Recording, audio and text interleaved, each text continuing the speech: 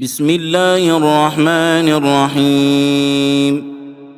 الحمد لله الذي أنزل على عبده الكتاب ولم يجعل له عوجا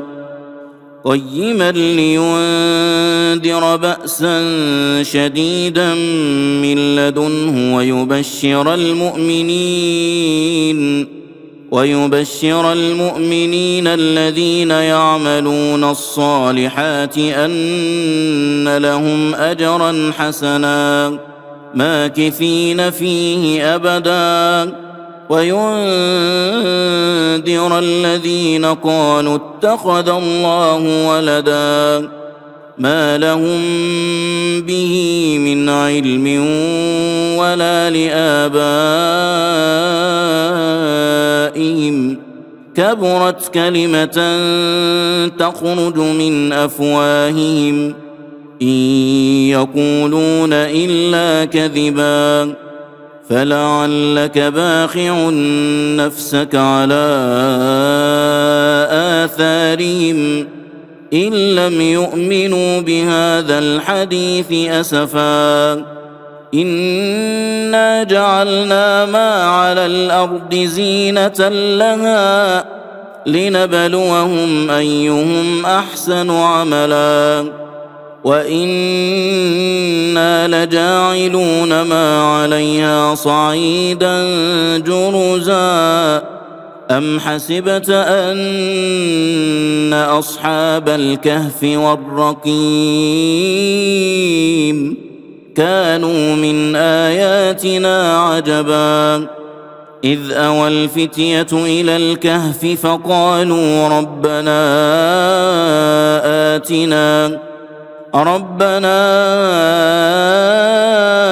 آتنا من لدنك رحمة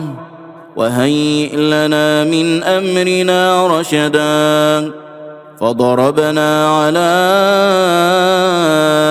آذانهم في الكهف سنين عددا ثم بعثناهم لنعلم أي الحزبين أحصى لما لبثوا أمدا نحن نقص عليك نبأهم بالحق إنهم فتية آمنوا بربهم وزدناهم هدى وربطنا على قلوبهم إذ قاموا فقالوا ربنا رب السماوات والأرض لن ندعو من دونه إلها لقد قلنا إذا شططا هؤلاء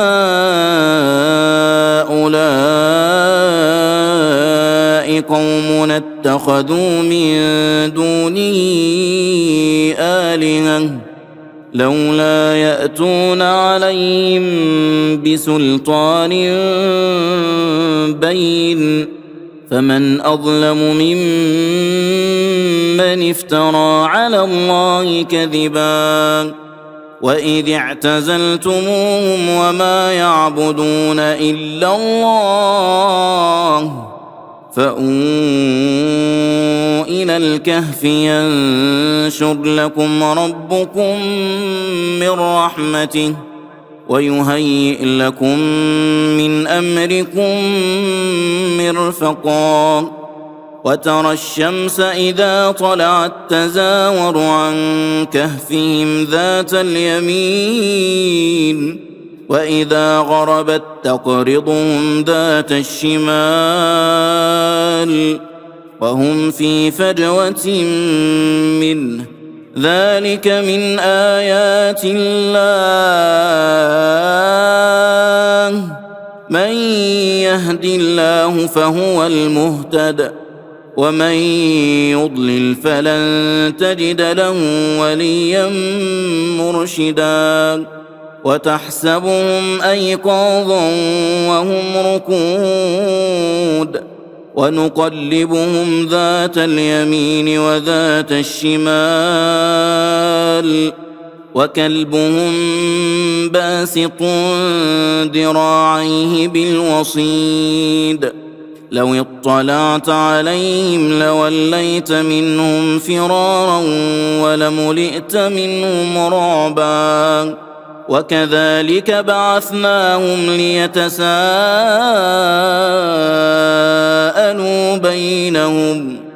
قال قائل منهم كم لبثتم قالوا لبثنا يوما أو بعض يوم قالوا ربكم أعلم بما لبثتم فابعثوا أحدكم بورقكم هذه إلى المدينة فلينظر أيها أزكى طعاما فليأتكم برزق منه وليتلطف ولا يشعرن بكم أحدا إنهم إن يظهروا عليكم يرجموكم أو يعيدوكم في ملتهم ولن تفلحوا إذا أبدا وكذلك أعثرنا عليهم ليعلموا أن وعد الله حق وأن الساعة لا ريب فيها إذ يتنازعون بينهم أمرهم فقالوا بنوا عليهم بنيانا ربهم أعلم بهم قال الذين غلبوا على أمرهم لنتخذن عليهم مسجدا سيقولون ثلاثة رابعهم كلبهم ويقولون خمسة سادسهم كلبهم رجما بالغيب ويقولون سبعة وثامنهم كلبهم قل ربي أعلم بعدتهم ما يعلمهم إلا قليل فلا تمار فيهم إلا مراء ظاهرا ولا تستفت فيهم منهم أحدا ولا تقولن لشيء إني فاعل ذلك غدا إلا أن يشاء الله واذكر ربك إذا نسيت وقل عسى أن يهديني ربي لأقرب من هذا رشدا ولبثوا في كهفهم 300 سنين وازدادوا 9 قل الله أعلم بما لبثوا له غيب السماوات والأرض أبصر به وأسمع ما لهم من دونه من ولي ولا يشرك في حكمه أحدا واتل ما أوحي إليك من كتاب ربك لا مبدل لكلماته ولن تجد من دونه ملتحدا واصبر نفسك مع الذين يدعون ربهم بالغداة والعشي يريدون وجهه ولا تعد عيناك عنهم تريد زينة الحياة الدنيا ولا تطع من أغفلنا قلبه عن ذكرنا واتبع هواه وكان أمره فرطا وقل الحق من ربكم فمن شاء فليؤمن ومن شاء فليكفر إنا أعتدنا للظالمين نارا إنا أعتدنا للظالمين نارا أحاط بهم سرادقها وإن يستغيثوا يغاثوا بماء كالمهل يشوي الوجوه بئس الشراب وساءت مرتفقا إن الذين آمنوا وعملوا الصالحات إنا لا نضيع أجر من أحسن عملا أولئك لهم جنات عدن تجري من تحتهم الأنهار يحلون فيها من أساور من ذهب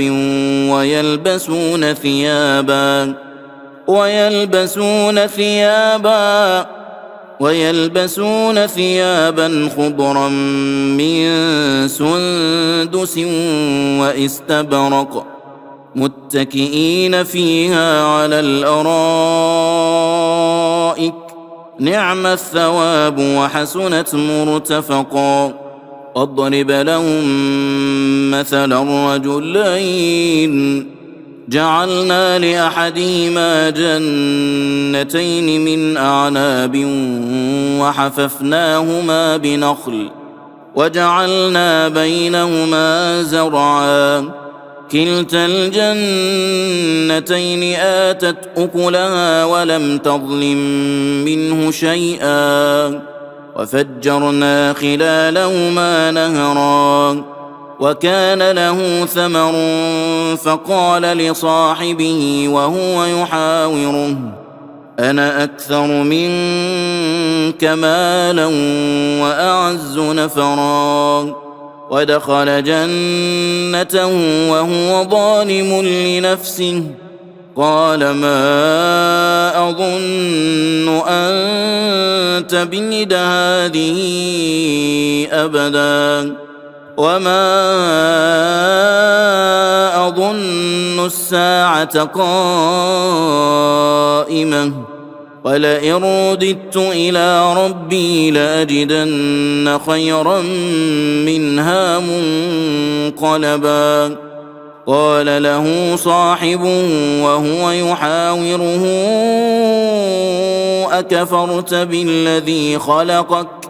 أكفرت بالذي خلقك من تراب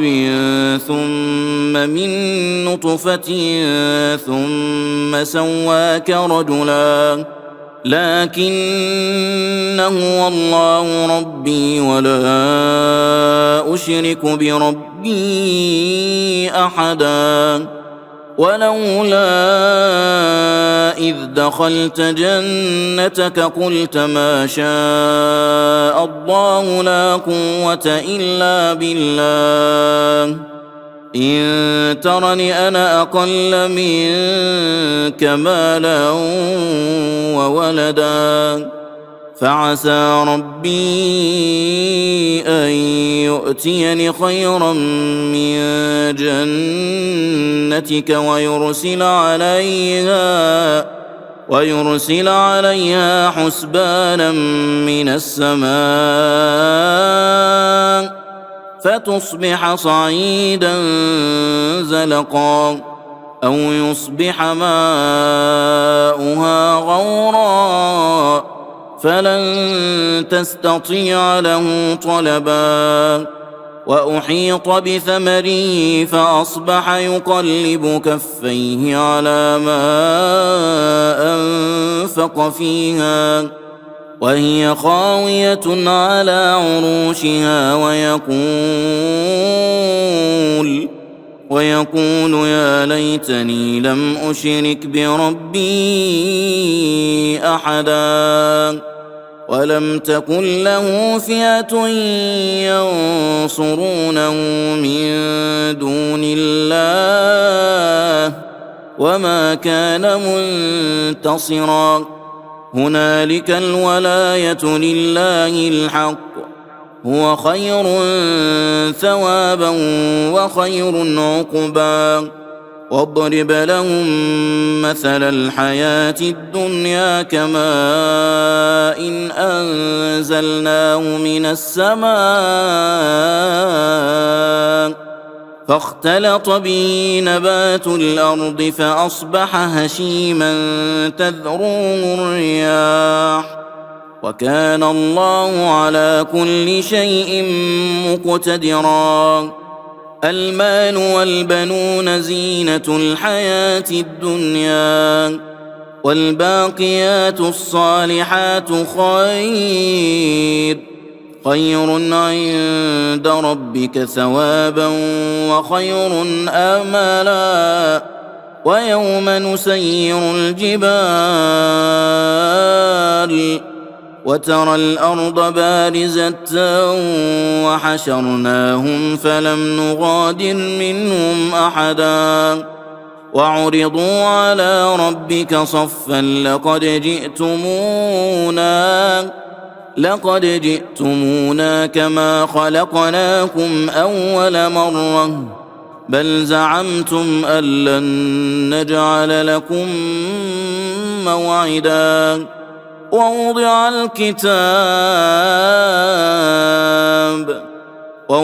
الكتاب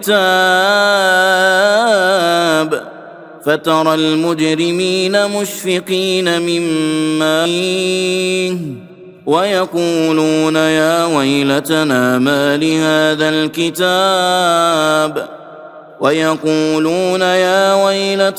ما لهذا الكتاب لا يغادر صغيرة ولا كبيرة إلا أحصاها ووجدوا ما عملوا حاضرا ولا يظلم ربك أحدا. وإذ قلنا للملائكة اسجدوا لآدم فسجدوا إلا إبليس كان من الجن ففسق عن أمر ربه أفتتخذونه وذريته أولياء من دوني وهم لكم عدو بئس للظالمين بدلا. ما أشهدتم خلق السماوات والأرض ولا خلق أنفسهم وما كنت متخذ المضلين عضدا. ويوم يقول نادوا شركائي الذين زعمتم فدعوهم فلم يستجيبوا لهم وجعلنا بينهم موبقا. ورأى المجرمون النار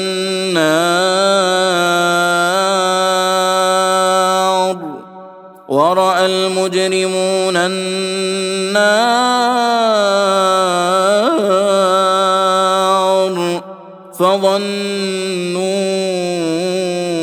أنهم مواقعوها ولم يجدوا عنها مصرفا. ولقد صرفنا في هذا القرآن للناس من كل مثل وكان الإنسان أكثر شيء جدلا. وما منع الناس أن يؤمنوا إذ جاءهم الهدى ويستغفروا ربهم إلا أن تأتيهم سنة الأولين أو يأتيهم العذاب قبلا. وما نرسل المرسلين إلا مبشرين ومنذرين ويجادل الذين كفروا بالباطل ليدحضوا به الحق واتخذوا آياتي وما أنذروا هزوا.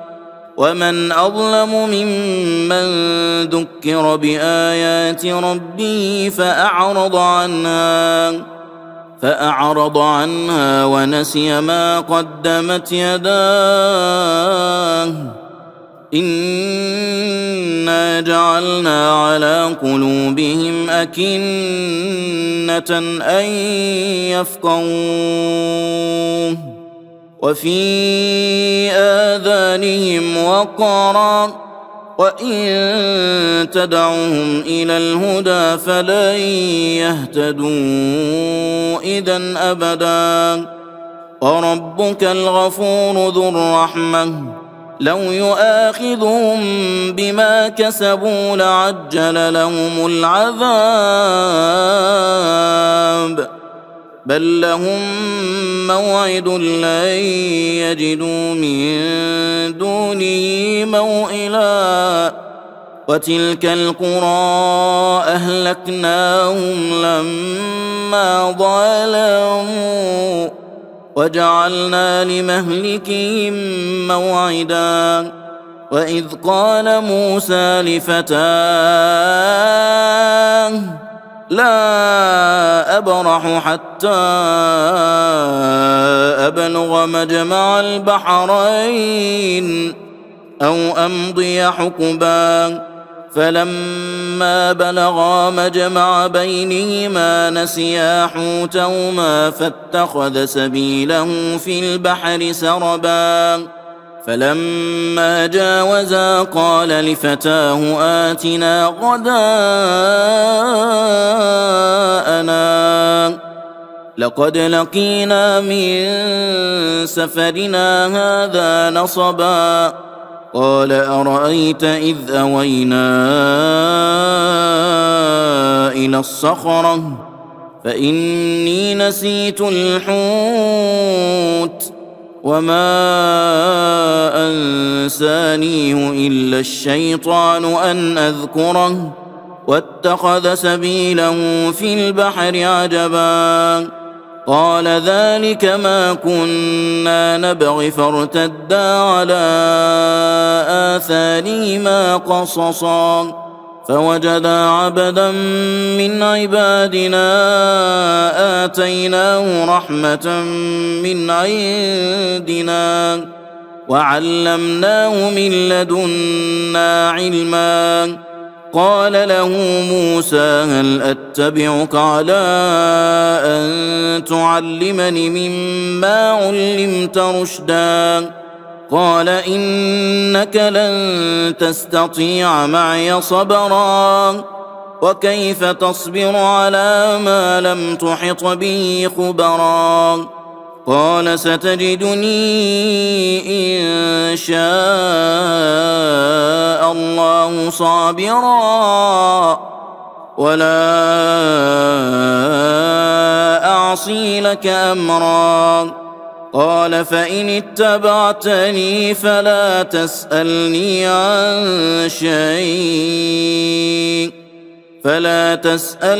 عن شيء حتى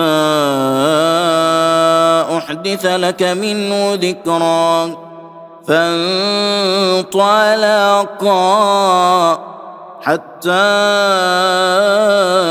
إذا ركبا في السفينة خرقها قال أخرقتها لتغرق أهلها لقد جئت شيئا إمرا قال ألم أقل إنك لن تستطيع معي صبرا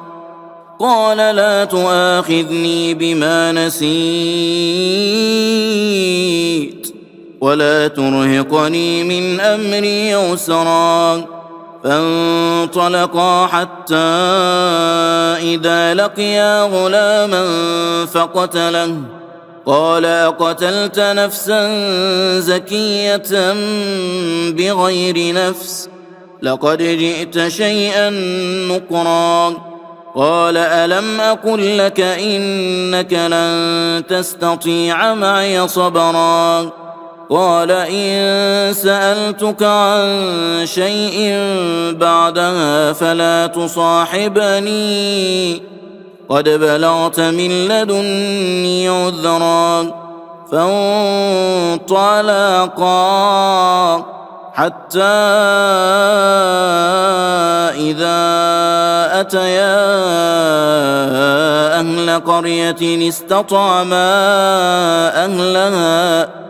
فأبوا أن يضيفوهما فوجدا فيها جدارا يريد أن ينقض فأقامه قال لو شئت لاتخذت عليه أجرا قال هذا فراق بيني وبينك سأنبئك بتأويل ما لم تستطع عليه صبرا أما السفينة فكانت لمساكين يعملون في البحر فأردت أن أعيبها وكان وراءهم ملك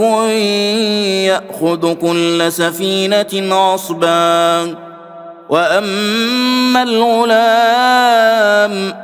وأما الغلام فكان أبواه مؤمنين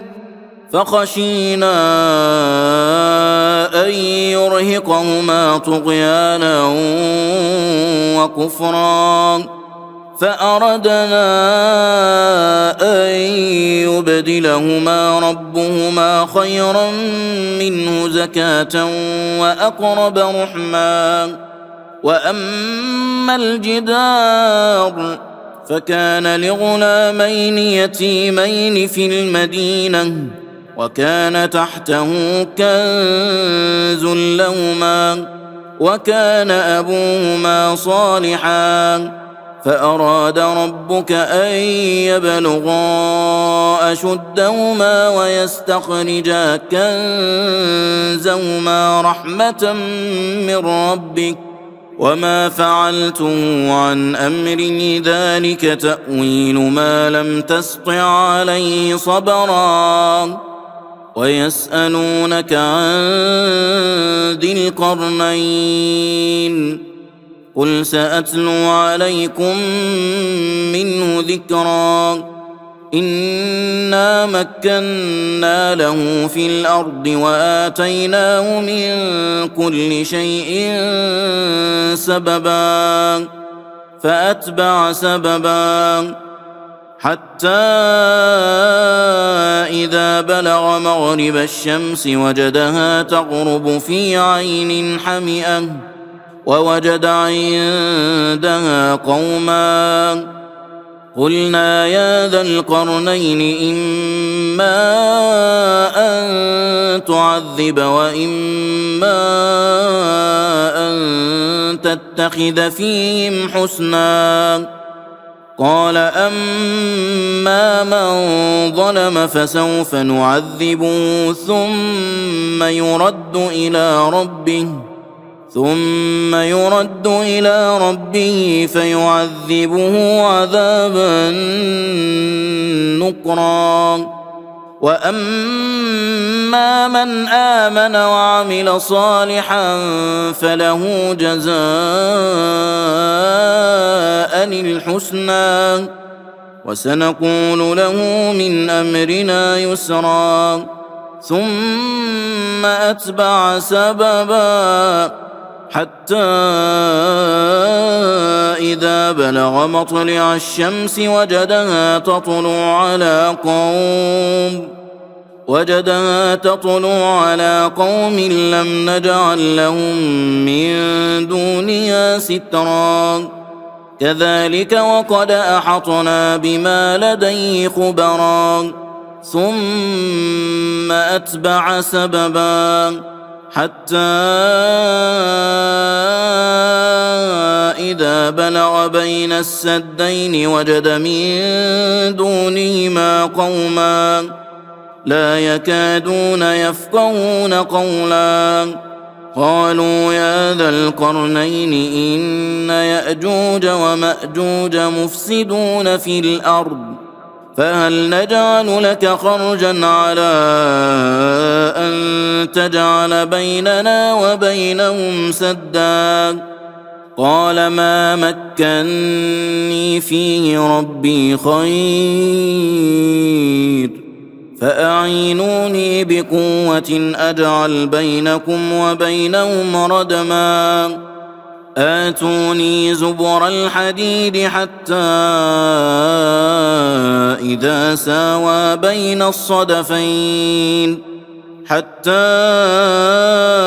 إذا ساوى بين الصدفين قال انفخوا حتى إذا جعله نارا قال آتوني أفرغ عليه قطرا فما استطاعوا أن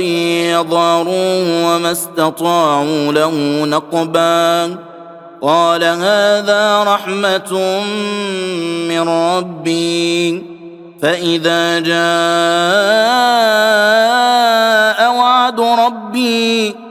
فإذا جاء وعد ربي جعله دكاء وكان وعد ربي حقا وتركنا بعضهم يومئذ يموج في بعض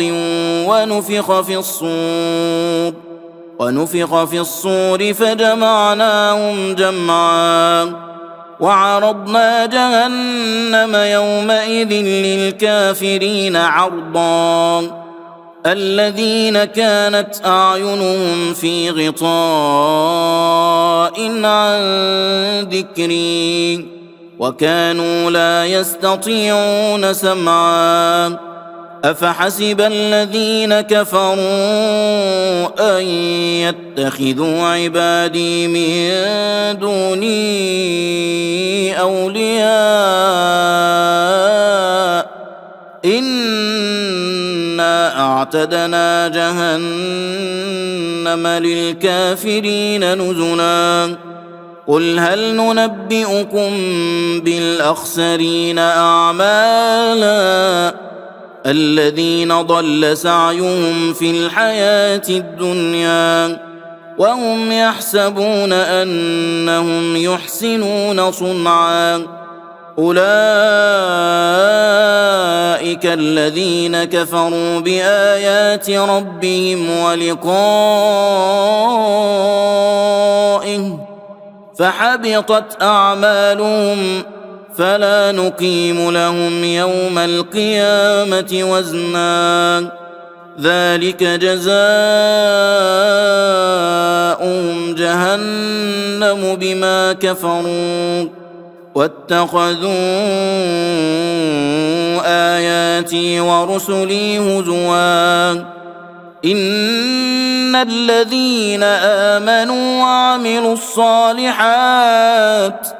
إن الذين آمنوا وعملوا الصالحات كانت لهم جنات الفردوس نزلا خالدين فيها لا يبغون عنها حولا قل لو كان البحر مدادا لكلمات ربي لنفد البحر قبل أن تنفد كلمات ربي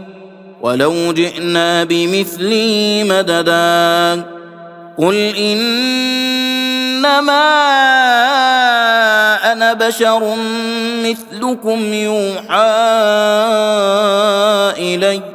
أنما إلهكم إله واحد فمن كان يرجو لقاء ربه فليعمل عملا